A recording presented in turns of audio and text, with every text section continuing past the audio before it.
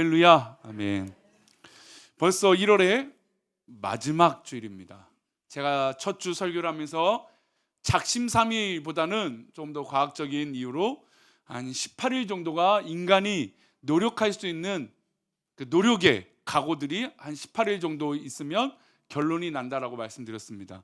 그러니까 오늘 주일이 지나니까 벌써 새해에 결심했던 것이 18일이 지났습니다. 어떻습니까, 성도님들? 계속 잘하고 계십니까?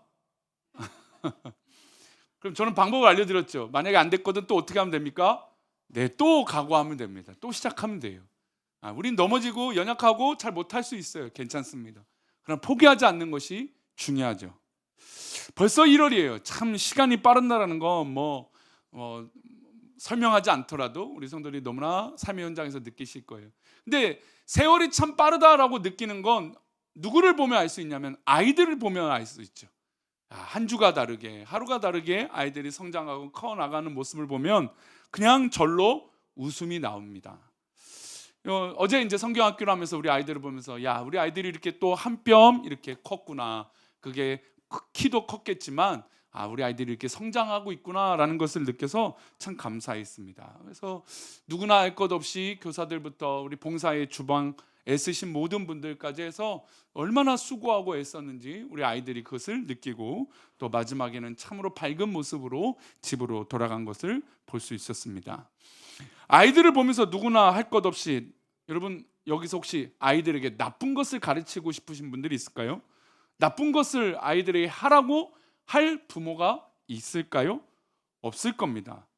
물론 이런 일은 없겠지만 우리 사이에는 예전에 과거의 드라마나 문화적인 모습들을 보면 어른들, 특별히 부모들이 아버지가 식탁에 소주 한 병 올려놓고 술은 부모에게 배워야 잘 배우는 거다 이러면서 술을 가르치는, 좀 이해할 수 없는 장면이지만 심지어 거기서도 우리나라는 예의와 뭘 하더라도 좋은 것으로 해야 된다라고 가르치는 게 바로 우리 민족입니다. 근데 여기 이제 좋은 것을 가르친다라는 것에 함정이 늘 존재해요. 어떤 함정이 있냐면 심리학자 캐롤 드웨이라고 하는 사람이 아이들을 이제 그런 칭찬과 격려, 어떤 것을 할 때 아이들이 더 잘하는가라고 하는 것을 평생에 연구를 했던 사람입니다. 근데 어떤 재밌는 실험이냐면 A그룹과 B그룹에게 문제를 내줬어요. 그리고 문제를 풀게 합니다. 그리고 A그룹에게는 뭐라고 칭찬하냐면 야, 너 정말 똑똑하구나, 야, 너 정말 잘 해냈구나, 똑똑하구나 라는 점을 강조했어요. 그러니까 어떤 면을 칭찬한 걸까요? 지능을 칭찬한 겁니다. B그룹에게는 뭐라고 칭찬하냐면 야, 너 정말 열심히 했구나. 뭐에 대한 칭찬일까요? 노력에 대한 칭찬입니다. 이게 이제 점점 한 문제를 풀수록 점점 난이도가 올라갑니다. 근데 A그룹의 지능에 대한 칭찬을 받은 그룹은 맨 처음에 풀다가 잘 풀었잖아요. 근데 두 번째, 세 번째 도전할수록 아이의 표정이 점점 안 좋아져요. 그리고 나중에는 속이는 일이거나 아니면 포기해버린다는 결과들이 있다는 거죠. 왜냐하면 내 지능이 칭찬이 받았기 때문에 내가 안 되는 것에 도전하는 것을 굉장히 두려워한다는 겁니다. 그런데 노력에 대한 칭찬을 받은 그룹은 이걸 계속해서 틀리더라도, 잘못되더라도, 문제를 잘못 풀어낼지라도 그것을 포기할까요? 포기하지 않을까요? 포기하지 않는다라는 거예요. 지능과 머리에 대한 칭찬하는 경우와 노력을 칭찬하는 결과가 다르다라는 것입니다. 사실 저는 이 부분에 대해서 좀 많이 도전을 받아서 제가 우리 성도들을 격려할 때 쓰는 표현이 있습니다. 혹시 기억하십니까? 아이고 애쓰십니다. 애가 있던 없던 애쓰십니다라고 했습니다. 왜 그렇게 하냐면 그 노력에 대한 것들이 너무나 감사하기 때문에 그래요. 목사로서 볼 때 우리 성도들이 그냥 시간이 남고 뭐가 물질이 남아서 봉사하고 헌신하는 거 아닌 거 너무나 잘 알고 있습니다. 그런데 그 수고하는 것들이 그냥 재능적으로 하는 게 아니라 정말 시간과 또 여러 가지 노력과 헌신의 노력들이 담겨져 있는 것들을 알기 때문에 저의 표현이 그래서 애를 쓰십니다, 노력이 너무 정말 귀합니다 라고 하는 칭찬을 하는 편입니다. 제가 여기에 도전을 받아서 그런 표현들을 쓰는 것이죠. 게다가 아이들을 가르치는 가르치려고 할 때 아까 말씀드린 대로 죄를 가르치지 않는다 말했습니다. 하지만 아이들도 죄를 빠르게 습득할까요, 안 할까요? 굉장히 빠르게 습득을 하죠. 분명히 어른들이 죄를 지으라고 가르치지 않았음에도 불구하고 어린아이들에게 버릇없게 어른들에게 치름을 뱉는 일들이 있고, 어떻게 그 고등학생들이 가르쳐주지 않는 그런 잘못들을 어떻게 본능적으로 하냐 이거죠. 참으로 인간은 악하다는 것을 그런 면에서 볼 수 있습니다. 그래서 우리가 원하든 원하지 않든 내 안에 좋지 않는 것, 하나님께서 기뻐하시지 않는 것들을 조금, 우리 첫째 주부터 지난주까지 뭘 얘기했습니까? 끊어내자.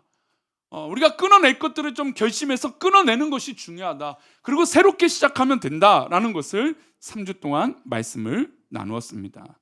그러면 끊어냈다면 여러분, 이 끊어낸 것에 뭘 채워야 될까요? 좋은 것을 채워야겠죠. 긍정적인 걸 채워야겠죠. 하나님 기뻐하신 선한 것을 채워야 될 것입니다. 우리 이 예배를 드리는 성도들의 삶 가운데 끊어낼 것들은 끊어내시고 선한 것을 채우시는 믿음의 그릇들이 되시기를 축원합니다. 아멘. 예, 이제 또 결심하면 돼요. 우리가 18일이 지났으니까 이제 새로운 결심이야. 이제 나는 선한 것을 내 안에 채워야겠다. 그래서 에베소서는 그 방법을 이렇게 말해주고 있습니다. 우리 지난주에도 말씀 잠깐 나눴던 건데요, 에베소서 5장 14절 말씀입니다. 함께 읽겠습니다.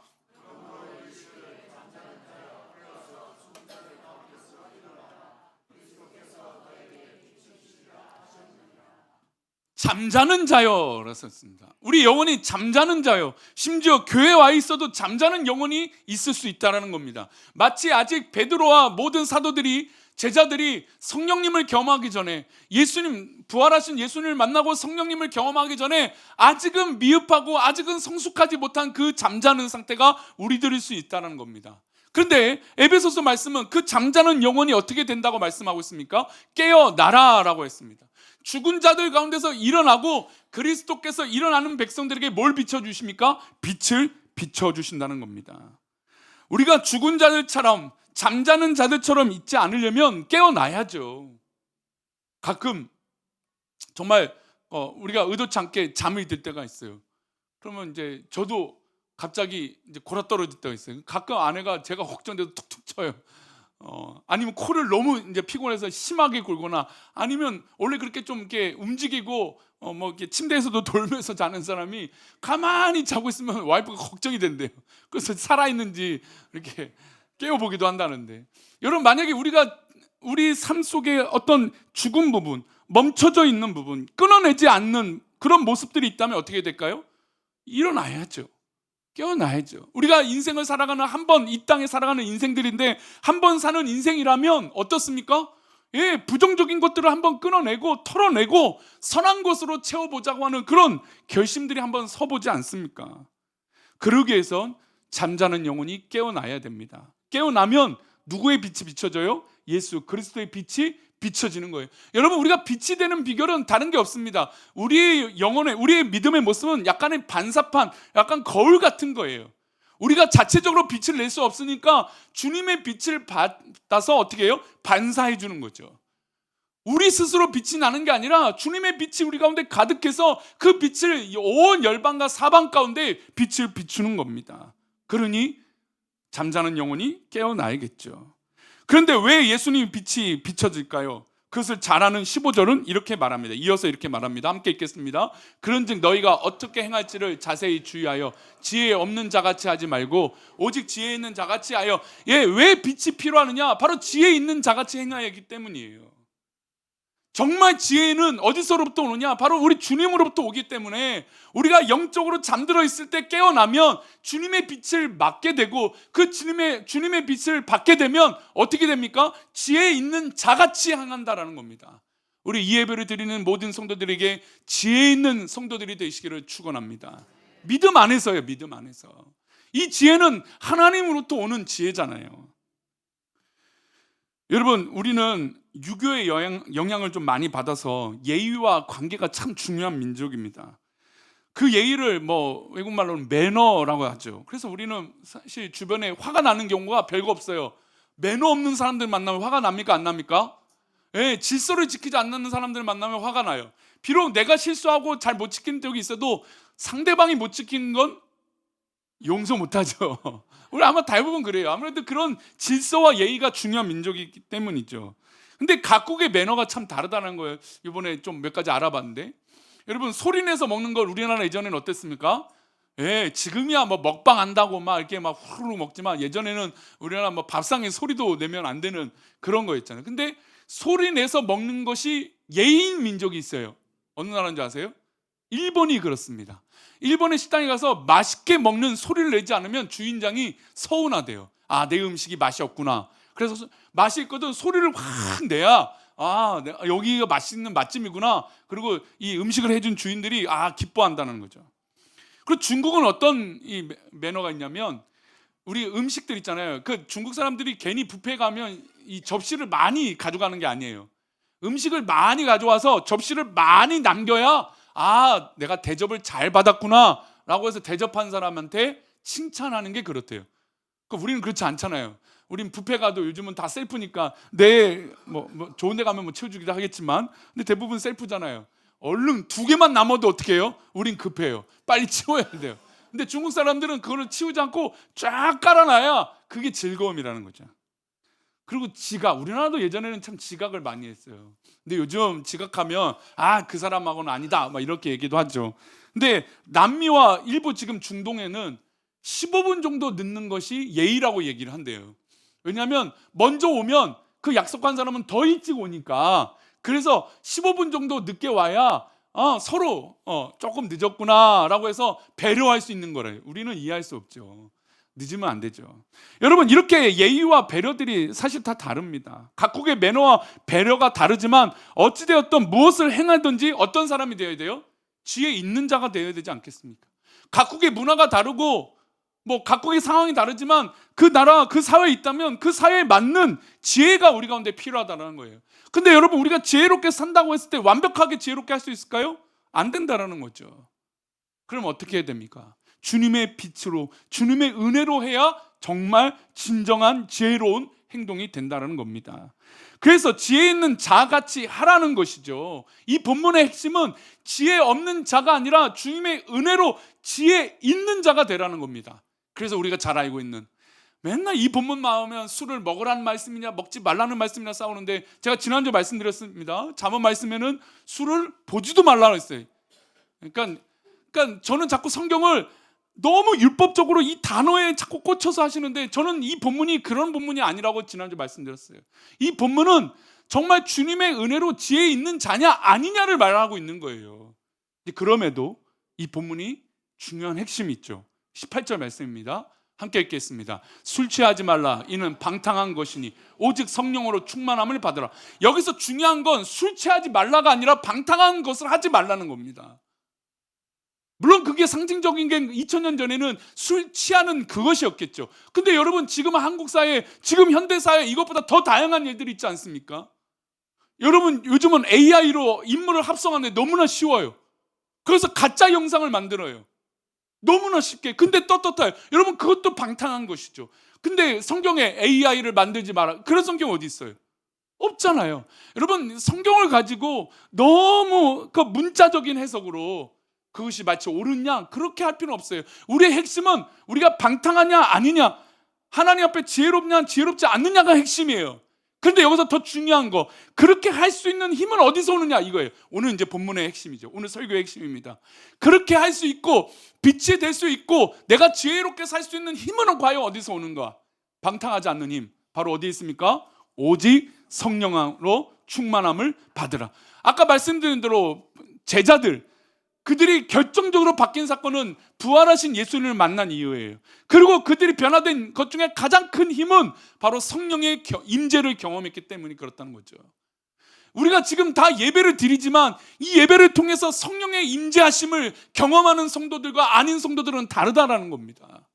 그냥 예배는 누구나 할 수도 있어요. 물론 여기 나온 것만 해도 기적 같은 일이죠. 성령의 충만한 역사로 예배에 나온 거죠. 그런데 성령의 충만함은 다르다라는 거예요. 성령의 임재와 성령의 충만함은 다른 것이죠. 그래서 이 예배를 드린 우리 성도들에게 무엇보다 성령이 충만한 역사가 있기를 소망합니다. 성령이 충만하면 지혜로운 선택을 하는 거예요. 성령이 충만하면 죄를 구별하는 거예요. 성령이 충만하면 이것이 옳은 것인지 이것이 잘못된 것이 깨달을 수 있다는 것이죠. 하지 말라와 하라는 것도 아주 쉬운 문제가 돼요. 성령이 충만하면 하라와 하지 말라를 분별할 수 있는 것이죠. 성령이 충만하면 입어야 끊어야 낼 것을 끊어내고, 성령이 충만해야 빛이 될 것이 더 빛이 되는 것이죠. 그러니 이 예배를 드리는 예배가 다 똑같은 예배가 아닌 거예요. 여기서는 성령이 충만한 사람이 있고 성령이 충만하지 못한 사람이 있을 수 있으니까. 물론 그렇다고 우리 주님께서 누가 성령이 충만하구나 성령이 충만하지 못하구나 이렇게 혼을 내시는 분은 아니죠. 그럼에도 불구하고 우리가 뭘 할 수 있느냐, 한번 따라 합시다. 사모함. 예, 영적 사모함이 필요한 거예요. 내가 성령에 충만하고 싶다라고 하는 사모함. 어려운 일이 발생됐을 때 하나님 이 문제를 풀고 싶습니다라고 하는 그 도전하는 사모함. 하나님 이 문제를 아버지 앞에 드립니다. 하나님 해결해 주옵소서라고 하는 사모함. 우리 교회가 더욱더 하나님 앞에 성숙하고 하나님 앞에 쓰임받고 싶다는 그 사모함. 우리 가정이, 우리 자녀들이 더욱더 믿음으로 있고 싶어하는 그 사모함, 그 간절함. 여러분, 그것은 우리가 할 수 있다라는 겁니다. 그렇게 예배드리는 성도들에게 성령의 충만함이 있는 것이죠. 왜 그럴까요? 왜 성령 충만함이 왜 필요할까요? 여러분, 예수님이 공생애를 시작하십니다. 공생애를 시작하시는데 우리가 잘 알다시피 며칠을 금식하십니까? 40일, 자그마치 40일이에요. 근데 예수님에게도 이 40일의 금식은 쉬운 일일까 어려운 일일까요? 여기서도 단 한 끼도 금식 못하는 사람들도 있잖아요. 어려워요. 이제 시대는 금식하기 정말 더 어려운 시대가 됐습니다. 뭐 간헐적 단식이라 12시간, 16시간 공복을 할 수는 있지만 여러분, 그 이상을 하기 어려운 시대가 됐어요. 왜요? 너무 먹을 것이 풍족한 시대니까. 물론 예수님 시대에 우리 한국교회도 80년대, 90년대만 해도 교회마다 30일 금식, 20일 금식, 40일 금식 막 프랭카드 걸고 그랬어요. 근데 예수님도 뭘 하신 줄 아세요? 금식을 하세요. 우리 누가복음 4장 1절인데요. 함께 읽겠습니다. 예수께서 성령이 충만함을 입어 요단강에서 돌아오사 광야에서 40일 동안 성령에 이끌리시. 예수님께서도 무엇을 입으셨어요? 성령의 충만함을 입으셨다는 거예요. 여러분, 저 위대하신 성령 예수님도 성령의 충만함을 입어서 뜨거워져서 뭘 하십니까? 40일 금식을 하신 거예요. 여러분, 예수님도 성령의 충만함을 받으시는데 우리가 성령의 충만함을 받지 않고 어떻게 이 세상에서 빛이 될 수 있겠습니까? 제가 이번 주 목요일 새벽 기도에 있었던 뜨거움의 역사예요. 새벽 예배를 마치고 딱 기도하는데 이제 성도님이 기도하고 가십시오라고 하고 잠깐 기도하고 제가 이렇게 갑니다. 근데 그날은 이상하게 내 머리를 누군가 만져주는 것 같았어요. 신기하다. 근데 이게 막 이렇게 해도 아무것도 없는 건데 자꾸 뭔가 만져져요. 이상하다. 왜 그러지? 그래서 계속 봐도 아무것도 없어요. 그래서 이제 앉아서 기도해야겠다. 근데 이제 제 마음은 막 뜨거워지고 있어요. 이게 지금 하나님 사인이신가 보다. 제가 사실은 영적 체험이 다른 것보다는 좀 약간 떨림으로 올 때가 있어요. 그래서 그 떨림은 그냥 오는 게 아니라 막 가슴이 뛰어요. 그러면 이게 그냥 보통의 떨림이 아닌 것을 느낄 때가 있어요. 그럼 이게 하나님 사인이구나. 너 기도하라고구나. 너 무릎 꿇으라는 사인이구나. 가끔 그럴 때가 있거든요. 근데 그날도 마치 목요일 새벽에 마치고도 그런 거예요. 내 머리를 누가 만지는데 자기 몸을 막 떠는 것 같았어요. 근데 누가 만지는 것도 아무것도 없어요. 이상하다 했더니 이 대나무가 이렇게 걸려 있는 거예요.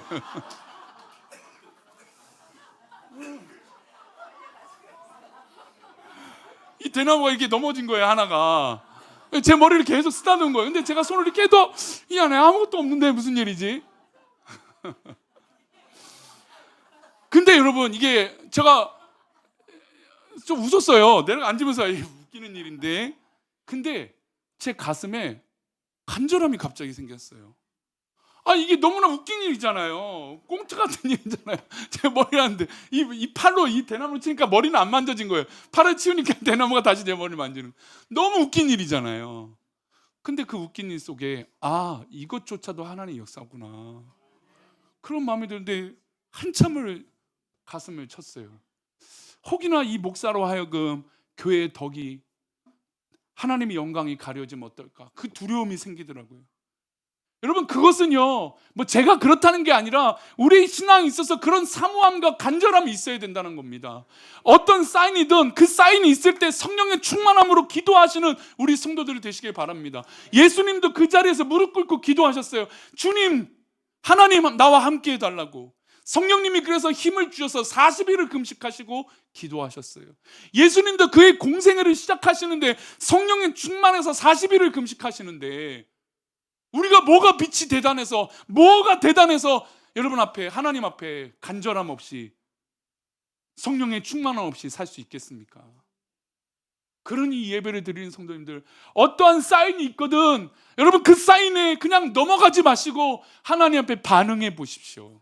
아 이거 하나님께서 기도하라고 하는 사인이구나. 아 하나님께서 나에게 성령 충만하라고 하는 사인이구나. 여러분 이것은 우리 믿지 않는 사람들은 이해할 수 없는 영역이에요. 믿지 않는 사람들이 성령의 충만함을 어떻게 설명하고 어떻게 이해할 수 있겠습니까? 각자의 성령의 충만함의 은혜가 다를 거예요. 어떤 분들은 방언 기도를 하셔야 성령의 충만함을 경험하는 분이 있고 어떤 분들은 사랑을 베풀어야 성령의 충만함을 경험하는 분이 있고 어떤 분들은 기도를 해야 막 성령의 충만한 분이 있을 수 있어요. 예, 어떤 것도 좋습니다. 아까 말한 것처럼 하지 말라 하라에 대해서 너무 굳이 얽매일 필요 없어요. 하나님 앞에 그 마음이 있으면 돼요. 그리고 무엇보다 성령의 충만하면 여러분 끊어낼 수 있어요. 저도 참 이렇게 뭐 어울리는 건 좋고요. 근데 이게 가끔 중독이 될 때가 있어요. 컨트롤 안 될 때가 있어요. 그러면 어떻게 되냐? 하나님 앞에 기도하는 사인이 어느 순간 주세요. 아 이거 내가 너무 많이 하나? 아 이거 좀 이거 줄여야 되나? 하지 말아야 되나? 그런 사인이 있어요. 근데 한두 번 하다 또 넘어가겠죠. 또 우리 습관이 그러니까. 근데 어느 순간 그게 딱 사인이 올 때가 있어요. 여러분 그때는 주저없이 털어넣으면 돼요. 다시 또 넘어질지라도 털어놓으면 됩니다. 끊어내면 됩니다. 그리고 무엇으로 충만함을 입어요? 성령의 충만함을 입으면 끊어내요. 여기 앉아 계시는 분 중에서도 성령의 충만해서 끊어내셨던 분들이 정말 많으세요. 목사님 제가 예전에는 술 고래였습니다. 근데 예수님 만나고 성령이 충만해서 제가 끊어내버렸습니다. 단번에. 여러분 그 힘은 내 힘이 아니라는 거예요. 성령이 충만해야 내가 끊어낼 것들을 끊어내고 충만해질 것들이 충만해지고 잘하는 것들을 더 잘할 수 있는 것이죠. 지혜 없는 것에서 어떻게 됩니까? 지혜 있는 자로 하나님 앞에 서는 것이죠. 그러니 우리 예배를 드리는 성도들 삶 가운데 성령의 충만한 역사가 먼저 일어나길 소망합니다. 기도할 때, 찬양할 때, 교회 안에 있을 때, 예배할 때, 어떤 무엇을 할 때 여러분 그것에 성령의 충만한 역사가 있으셔서 모든 것을 믿음으로 이기시기를 축원합니다. 이 시간 우리 아까 찬양했던 우리